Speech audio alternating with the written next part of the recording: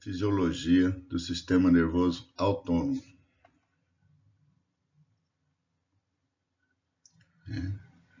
Imaginem a quantidade de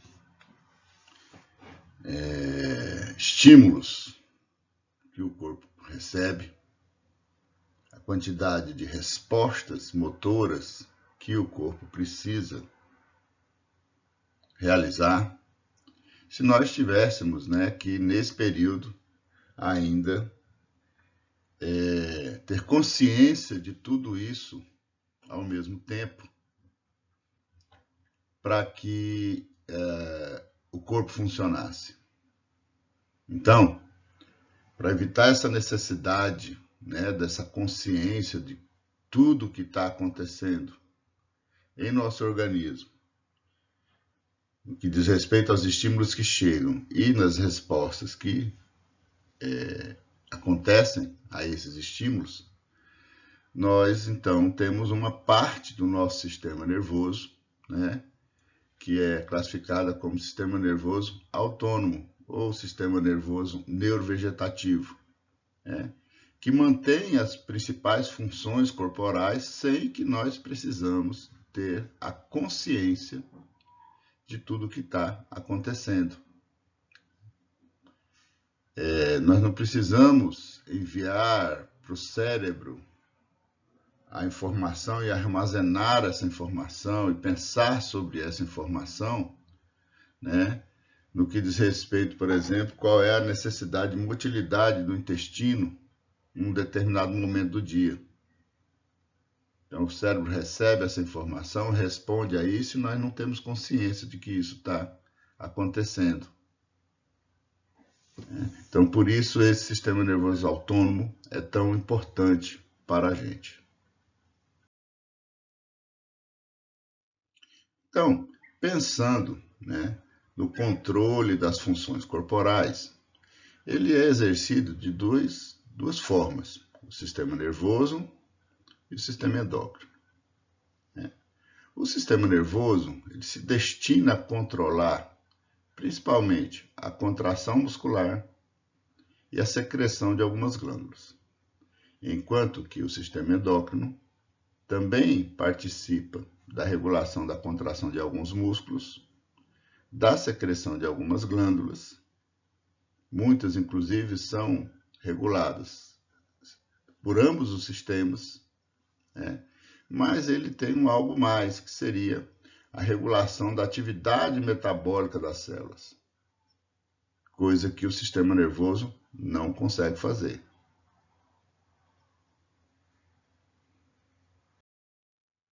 Então, pensando no sistema nervoso, como que a gente pode dividir esse sistema nervoso?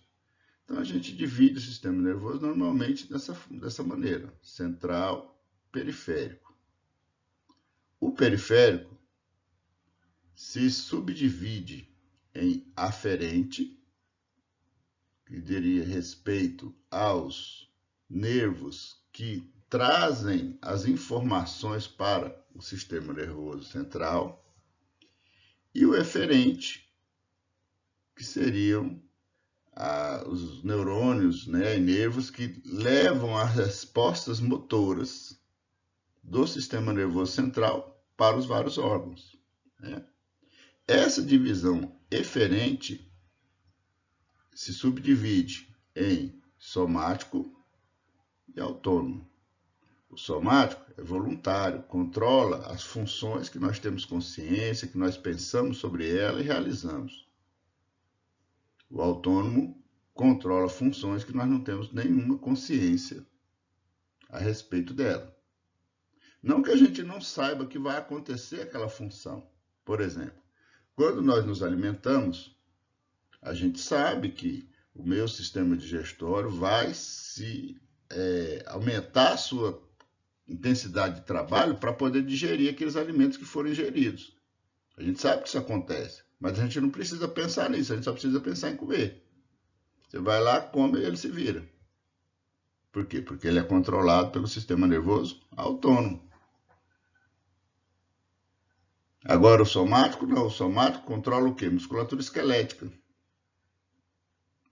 Então você vai levantar um braço, você tem que pensar, vou levantar o braço. Ou pelo menos você tem que pensar, eu vou pegar aquele objeto que está em cima da prateleira. E aí o seu voluntário vai e exerce o movimento. Então ele é somático, sensorial não, desculpe, é voluntário. Voluntário.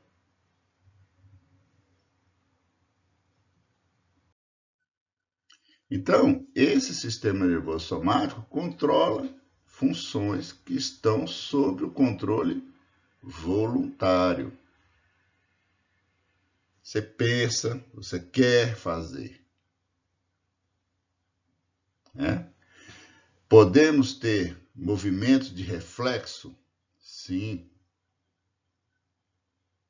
Por exemplo, você vem dirigindo um carro e uma bola aparece na frente, você pisa no freio do carro. Você nem pensa assim, o que eu vou fazer agora? Você está passando? Não, você já vai pisando no freio, porque já é uma coisa de resposta automática. Porque você condicionou o seu sistema nervoso a responder dessa forma quando acontece esse tipo de situação. Mas é voluntário. É de controle voluntário. Certo? E esse sistema nervoso somático, ele atua quase que exclusivamente sobre a musculatura esquelética. Então, quase tudo que você faz que é voluntário, o músculo esquelético está envolvido.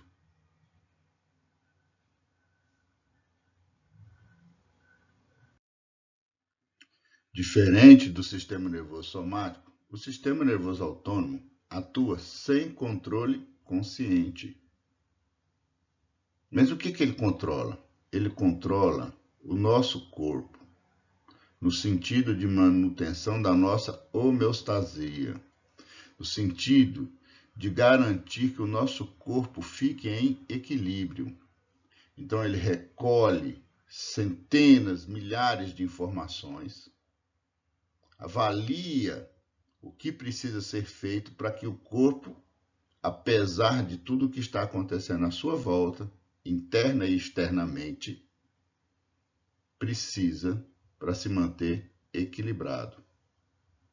Então, se eu começo a me exercitar, por exemplo, aumento o nível de CO2 no sangue.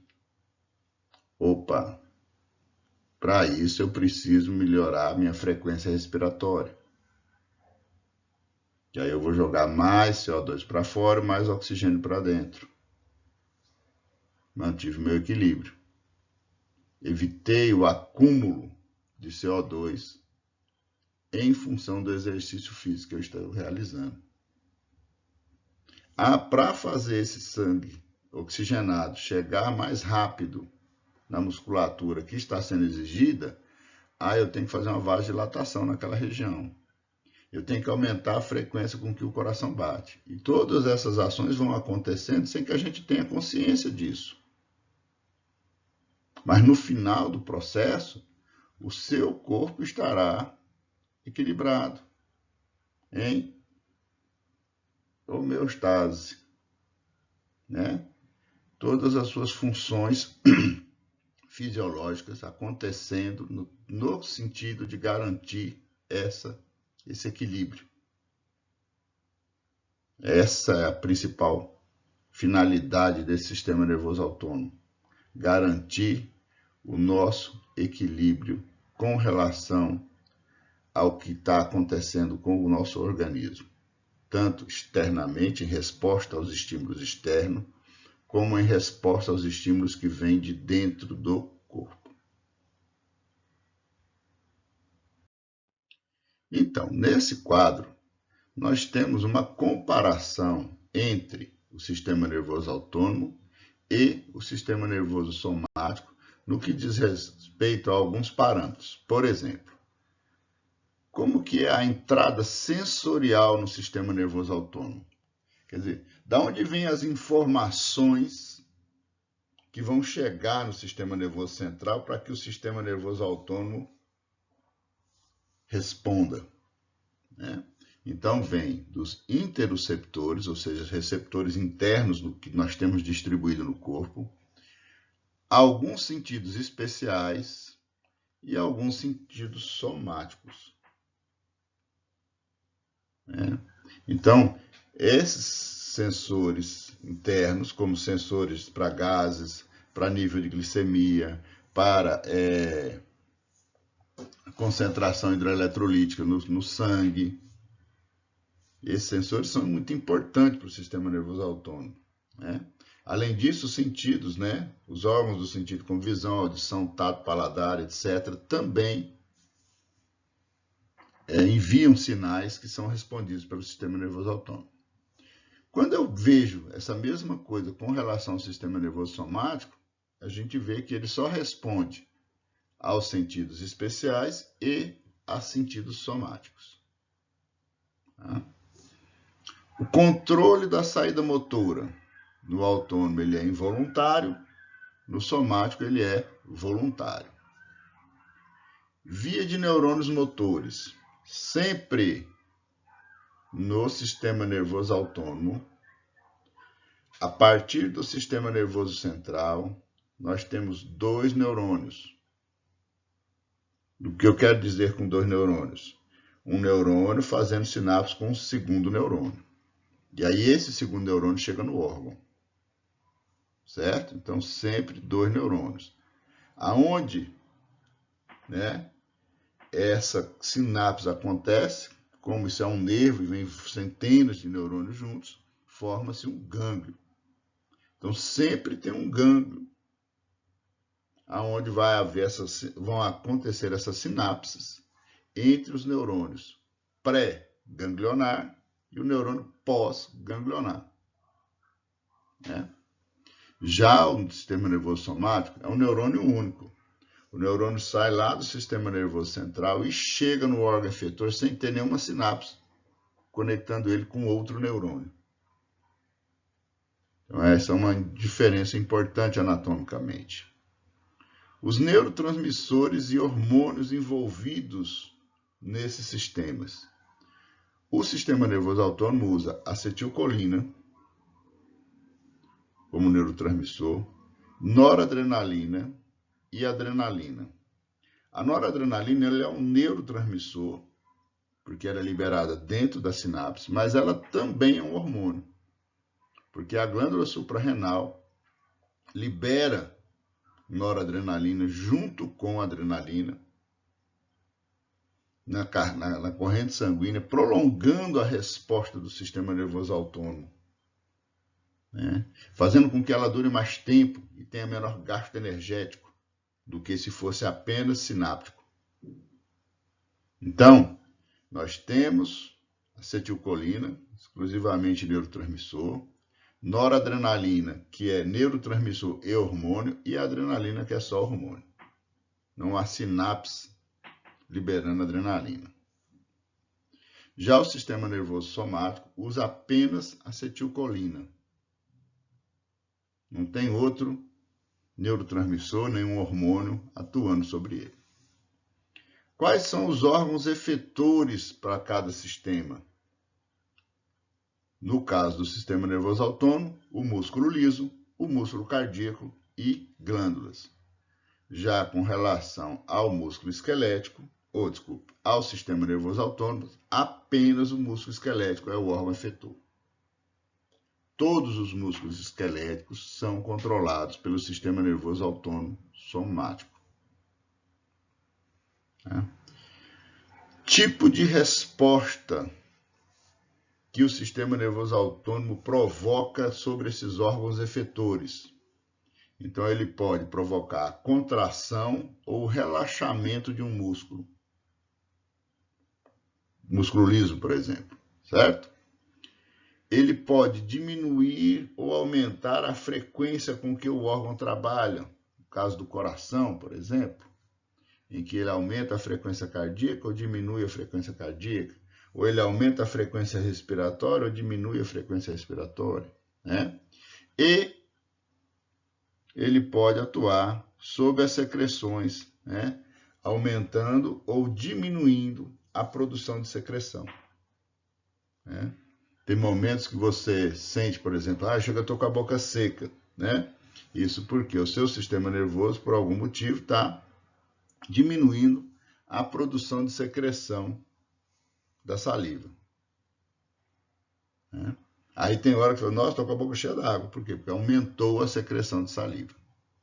Bom, já o sistema nervoso somático, exclusivamente contração muscular. Nem relaxamento ele faz. Ele só contrai. O sistema nervoso somático, ele só manda contrair. Se ele não mandar o estímulo, o músculo já entende que é para relaxar. Então não há necessidade de mandar relaxar. Já no caso do somático, ou desculpa, do autônomo, no caso do autônomo, ele precisa mandar contrair, precisa mandar relaxar, para que ele consiga um melhor controle nessa manutenção da homeostasia corporal. Então, resumindo essa história, nós podemos colocar que o sistema nervoso autônomo apresenta as seguintes características: ser constituído por neurônios sensoriais e motores. A porção sensorial não é consciente. A gente não sabe do que está acontecendo.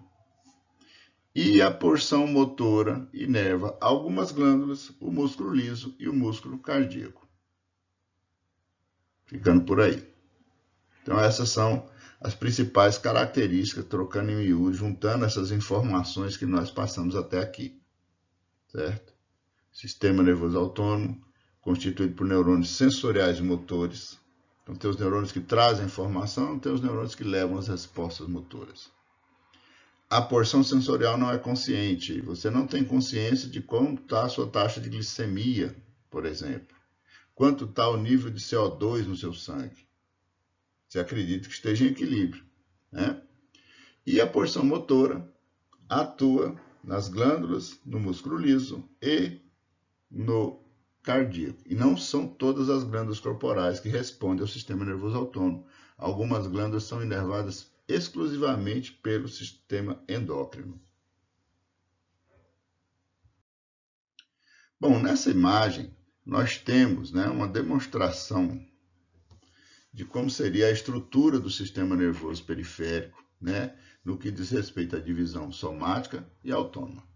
Então, como eu falei, no sistema nervoso somático, nós temos uma via de neurônio único. Está aqui o sistema nervoso central, uma parte da medula, o neurônio saindo da medula e indo continuamente até o órgão efetor, que seria o músculo esquelético, sem nenhuma conexão com outro neurônio. Isso é sistema nervoso somático. Já o sistema nervoso autônomo, nós temos, o neurônio sai da medula, faz uma sinapse com outro neurônio lá num gânglio, e o segundo neurônio é que chega no órgão efetor para realizar o seu estímulo. Existe uma exceção para essa regra, que é a medula da adrenal. Por que uma exceção à regra? A medula da adrenal, ela recebe direto do primeiro neurônio o estímulo. Só que ela funciona como o segundo neurônio, liberando agora hormônios que vão cair na corrente sanguínea e vão chegar nos órgãos efetores, prolongando essa estimulação inicial aqui. Então, quando há necessidade de uma resposta mais duradoura, o sistema nervoso autônomo manda o estímulo via neurônio para iniciar rapidamente a resposta, e manda um estímulo via adrenal para prolongar essa resposta, uma vez que os hormônios liberados, no caso adrenalina e noradrenalina, vão ficar circulando na corrente sanguínea até que eles sejam degradados. E isso faz com que eles consigam atuar durante um bom tempo, exercendo a sua função, economizando assim muita energia no processo, o que é interessante. Nessa imagem de baixo é uma outra representação do sistema nervoso autônomo, né?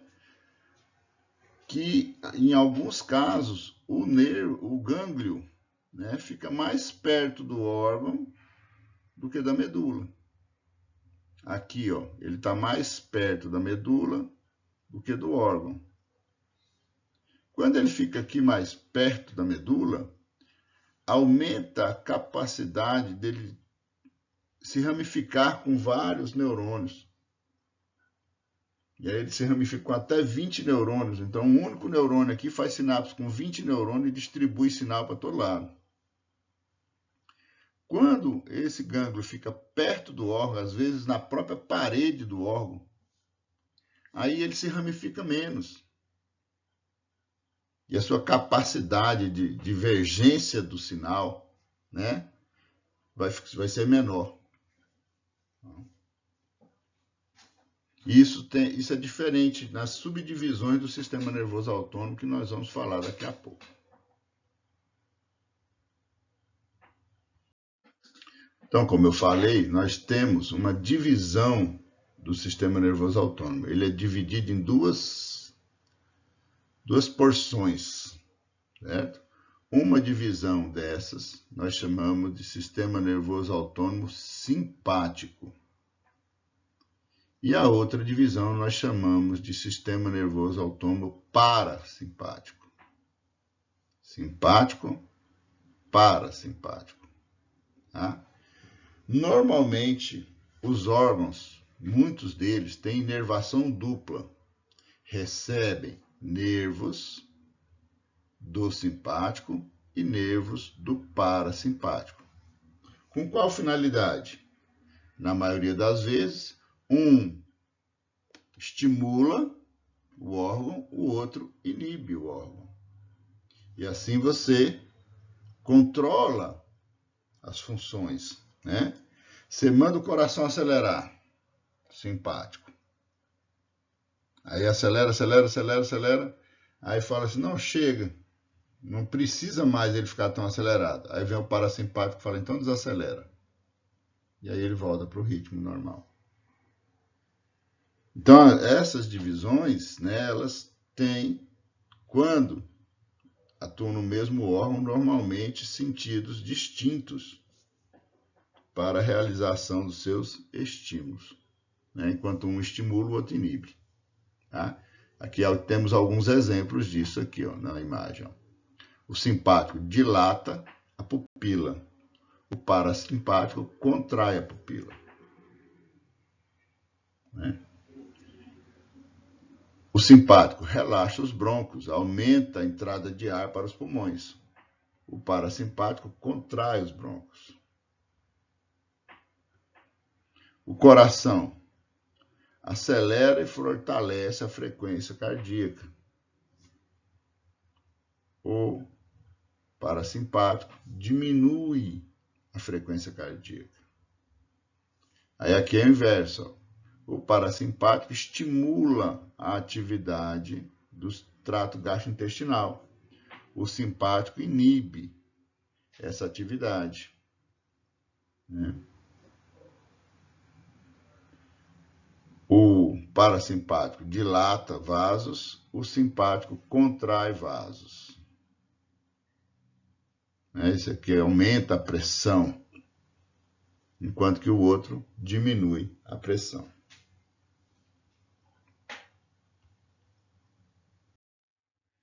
Então, pensando nessas duas divisões do sistema nervoso autônomo, quais seriam os efeitos fisiológicos de cada uma dessas divisões?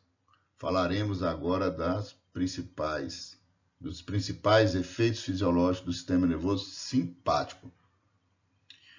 De maneira bem geral, o sistema nervoso simpático favorece ações que podem manter a atividade física vigorosa, com rápida produção de ATP.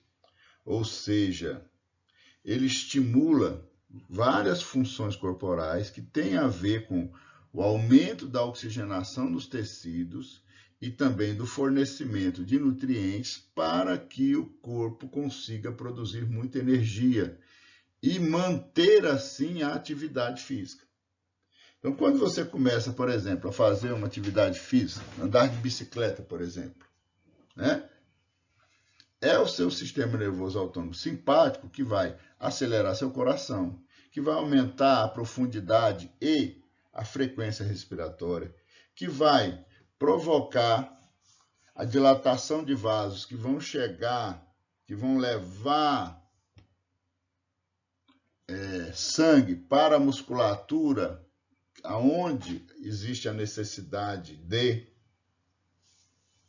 de maior fluxo sanguíneo, e assim garantir que a energia necessária para essa atividade seja disponibilizada e rapidamente. Outros efeitos fisiológicos seriam reduzir as funções corporais que levam ao armazenamento de energia. Guardar energia não combina com simpático. Simpático gosta de gastar. Ele gosta de fazer coisas que gastem energia. Armazenar energia, repouso, etc., não tem nada a ver com simpático. Bom, existe uma resposta sistêmica do sistema nervoso simpático que leva, além da estimulação pontual de vários locais do corpo, a um estímulo produzindo hormônios na adrenal, na medula da adrenal, que levam a uma resposta de maior intensidade chamada reação de fuga ou luta. E essa resposta ela é muito importante, né? Nos momentos de perigo, nos momentos de competição, nos momentos em que há uma demanda do corpo por uma grande capacidade de produção de energia e de força e de atitude e etc., que permita o seu corpo a reagir com intensidade. Então, esse conjunto de reações nós chamamos de reação de fuga ou luta. Então, pensando nessa reação de fuga ou luta, que são, na verdade, um conjunto de respostas motoras a uma situação de perigo ou uma situação de disputa em que o corpo precisa de um aporte maior de energia para conseguir realizar suas funções. Dentre essas respostas motoras, podemos destacar a dilatação da pupila, que vai contribuir para aumentar o campo visual, melhorando assim a visão da pessoa. O aumento da frequência e da força da contração do coração, aumentando assim o fluxo sanguíneo, a pressão arterial, permitindo uma maior oxigenação, né, dos tecidos que vão ser exigidos durante essa resposta. A broncodilatação e o aumento da frequência respiratória, que vão provocar uma melhor oxigenação do sangue e a excreção do CO2. Vasoconstrição dos vasos que irrigam órgãos não essenciais para aquela resposta no momento, como, por exemplo, os rins e o trato gastrointestinal. Porque se você está fazendo uma situação que você está correndo, etc., né, precisando fugir, ou o que seja, né, não há muita necessidade de muito fluxo sanguíneo no sistema digestório. Então faz vasoconstrição nessa região. vasodilatação dos vasos que irrigam a musculatura esquelética, principalmente aquelas que estão sendo mais exigidas. Produção de glicose pela quebra do glicogênio e lipólise pelo tecido adiposo, fornecendo moléculas que poderão ser usadas para a produção de energia e garantindo a manutenção do ATP. Liberação da glicose pelo fígado, aumentando o nível de glicemia no sangue, né? E aqueles processos que não sejam essenciais para enfrentar aquela situação perigosa ou aquela situação da disputa, eles serão inibidos. Por isso, às vezes, né, logo após essa resposta, você sente um desconforto por causa de uma inibição de uma função. Não raro, nós vemos pessoas que depois de terem se ingerido uma refeição, né, passam por uma situação dessa de perigo e depois que passa o perigo, ele passa mal. Por quê? Porque ele inibiu o trato gastrointestinal dele para poder correr, para poder fugir, para poder enfrentar o perigo. E aí o trato dele trava. E aí ele fica com aquele desconforto de que, como se aquilo que ele comeu não fosse digerido, não fosse processado. E às vezes até vômito a pessoa provoca em função disso, né? Mas esse conjunto de respostas, ele é extremamente importante. Vamos pensar num atleta. O cara vai para a Olimpíada, disputar a prova da vida dele. A emoção envolvida nesse processo dispara na hora que começa a prova essa reação de fuga ou luta. E por isso que nas Olimpíadas os atletas quebram tantos recordes por causa dessa reação de fuga ou luta. Quando ele está em casa treinando sozinho, ele não tem esse aporte da reação de fuga ou luta, porque ele está tranquilo treinando. É apenas um treino. Mas quando chega na hora da prova, ele ouve aquele tiro, né? E começa a correr, aí ele dá o máximo de si. E esse máximo chega por causa dessa reação de fuga ou luta, fazendo com que a performance do atleta seja muito melhor do que nos treinamentos que ele fez anteriormente. Mesmo aqueles que não ganham a prova, normalmente melhoram seus tempos. E você vê a entrevista do cara falando assim, não, foi o melhor tempo do ano, não sei o que e tal. Quer dizer, para aquele cara, mesmo que ele não tenha ganho, a reação de fuga ou luta ajudou ele a ter um tempo melhor na prova. Então, é muito importante essa reação, né? Hoje ela é muito mais efetiva, né, nesses momentos de competição, porque nós não estamos o tempo todo mais, né, expostos a perigos e etc., como já pode ter acontecido anteriormente, né? Mas existem situações em que o perigo nos permite, né, essa reação de fuga ou luta também. Agora, veremos os efeitos fisiológicos do sistema nervoso parasimpático. Então, o que o parasimpático proporciona? Ele aumenta as respostas de repouso e digestão. Sustenta funções que conservam e restauram a energia corporal. Então, quando você está descansando, quando você está dormindo, quem está assumindo o controle do seu organismo é o parasimpático, promovendo tudo aquilo que seja necessário para armazenar o excedente de energia que você tem disponível, como também para recuperar o seu corpo, descansá-lo, fazer com que ele, depois desse período de repouso, ele tenha condições de continuar equilibrado.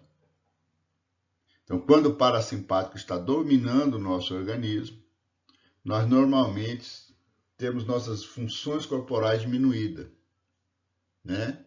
no que diz respeito à manutenção de atividade física. Você nem disposição para fazer atividade tem. Né? Existe ainda uma possibilidade, né, de, em determinados momentos, principalmente momentos de perigo, em que, em função da estimulação excessiva do parasimpático, você tem uma resposta de entrega, que nós chamamos de medo paradoxal. É aquela resposta que a pessoa fica com tanto pânico, com tanto medo, que ele não consegue reagir, ele trava. E às vezes até libera os esfínteres, né? Podendo, por exemplo, urinar na roupa, certo? Então esse seria um efeito também anexado ao parasimpático, quando você trava e não consegue reagir. Seria o inverso da reação de fuga ou luta, digamos assim.